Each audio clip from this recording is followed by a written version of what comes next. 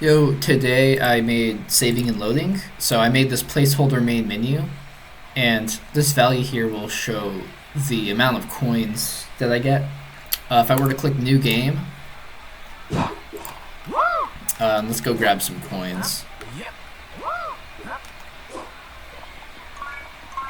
Okay, so I have 4 coins. So now if I use this debug option, save quit, it'll leave the game after saving. And if we click load game, you see once the game is loaded, we now have 4 coins up in that counter. And all I have set up right now is just the coin amount, but it's scalable, so anything can be put there and it'll just work.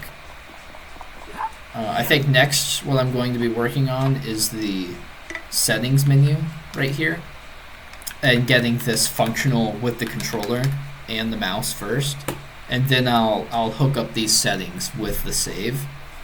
That way player settings can actually save and persist between game sessions. And after that setup, we're in a pretty good point, I'd say. We're about as far along as I planned to be. Looking all the way back to like the initial project outlines. I spent some time to reevaluate it, and I've been trying to make like more of a plan. So I think before next semester, I'm going to try to have saving and loading, as well as a placeholder hub with hub transportation and level selection. I want the settings to work with the save, and I want to finally figure out what exactly I want to do with HP, or how I want that to function in game, and then design some UI stuff for it. So that's what I want to try to get done before next semester starts. That's a little ambitious though, because I think there's less than a month to that point. So that's probably not going to happen exactly as planned. That's what I would like to get to. And then after that, I'm going to start focusing on enemies, getting the AI nailed down. I have this base AI that I made a while ago. Whoa, that's weird. Wait, did these guys move, or did I break something? I must have broke something, because now they're not moving. They've never done that before. Cool, I broke them or something.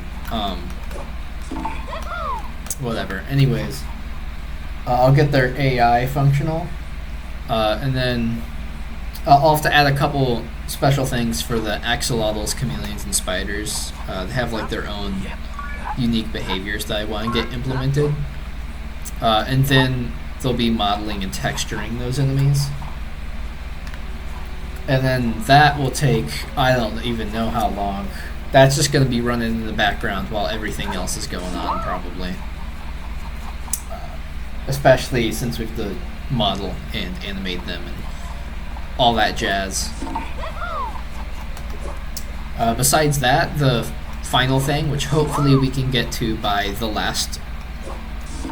by next spring, would be actually implementing the idols to have function, and getting the mist system worked in. I'm hoping to at least be working on it by then, as well as have this level be looking a little more spruced up so we can move on to other levels. There's a couple other small things to do in between that time, such as do more with Jim's eye textures. He doesn't really do a whole lot right now, because they all, except for like a couple that I used in the cutscene, they all have the default eye texture. So I'll probably just finish those up. There's some Jim animation bugs. This started happening, so I'll have to fix this. It's kind of funny, but it didn't do that before. And he still doesn't have a swim animation. There's some eyes. Yeah. And his climbing animation is also just him sliding up the pole. And then there's also these murals that will hopefully be finished up by spring. I feel like these are going to take longer than I would expect, just because there's so many of them. I would also like to fix a a couple of these cam zone bugs, like this here. Oh, if I can make it, if I can remember how to make it do its thing. That right there.